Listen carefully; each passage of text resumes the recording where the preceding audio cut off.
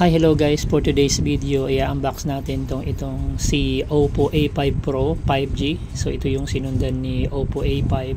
Now it's Pro. Yan, bubuksan natin yung box niya para makita natin yung laman nitong Oppo A5. So yan, ang ganda ng box niya, gray color with white. Usually yun yung mga boxes ng mga Oppo ngayon. Sa loob niyan meron siyang case. So black case to. Ang kagandahan nito, may tatak na yan na Oppo. And then sunod yung phone niya. Yan, ang ganda tingnan ng Oppo na to. So very elegant po yung physical appearance niya, guys. May mga iba-ibang color to. Yung isa nito, I guess yung pink, tapos yung color green. Tapos yung likod niya parang leather matte. So kapag hinawakan mo siya, baga hindi mo makikita yung mark ng fingerprints. Tapos kasama niyan is yung charger. Tapos yun na rin yung pangsundot ng pin. So dual SIM to, guys, type C. And ang isa sa pinagmamalaki nitong bagong Oppo A5 Pro, actually ni-release lang to this year, April 2025 sa India. Tapos I guess naging available na siya dito sa online shop like March. So napakabago ng phone na to.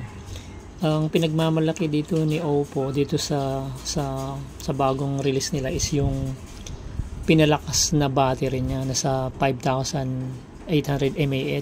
Yung usual kasi nasa 5,000 lang. Ito pinalakas. Tapos superbook na rin po siya. Mayroon siyang 45 watts na power charger na can move 50% within 35 minutes lang. So mabilis, super fast yung charging niya. Tapos yung camera nito, 50 megapixel na po yung camera na to. Sa niya, yung sa front camera, yung main camera. Tapos yung front camera, yung selfie, ang lang sa akin lang rito kasi 8 megapixel, pero itong phone na to is nasa mid-range na po. Sa presyo niya, para sa akin affordable na yung presyo na sa napakagandang specification, especially new release from Oppo. And IP69 rated siya. Ibig sabihin waterproof, kahit ilubog mo siya sa tubig, like I guess mga within 30 minutes, kung halimbawa aksidente na nalalaglag nyo sa tubig, so water resistant siya. Yan po yung niya, yung sa color green, yung isang kulay niya.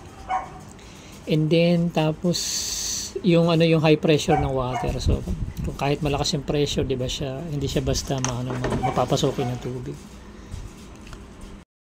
Then sa mga videos, ang mga photo lover, kung nagba-vlog kayo, napakaganda ng nito na main camera na sa 50 megapixel 3 lens, tapos meron siyang 2 megapixel para dun sa focus sa portrait. Yung only down lang para sa akin is yung rear camera, yung I guess yung selfie camera, kasi nasa 8 megapixel lang siya. I guess kung nagba-vlog kayo, mas maganda yung mga nasa 30 plus na megapixel. Yung OS nito is Android 15, Color OS 15, tapos octa-core na po siya. And then when it comes to memory, meron siyang 256 GB with 8GB RAM. So pwede po rin kayo makabili ng mas upgraded sa mas mataas na price. When it comes to resolution, nasa 720 to 1000 by 1604 resolution siya. So medyo mababa compared to sa mga ibang mid-range na phone.